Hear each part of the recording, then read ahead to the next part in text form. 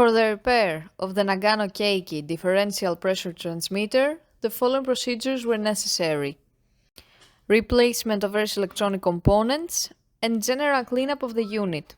For testing, we add some pressurized air as power supply and as input signal. By manipulating the input signal, the unit responds accordingly, and we can see the output signal on the water columns.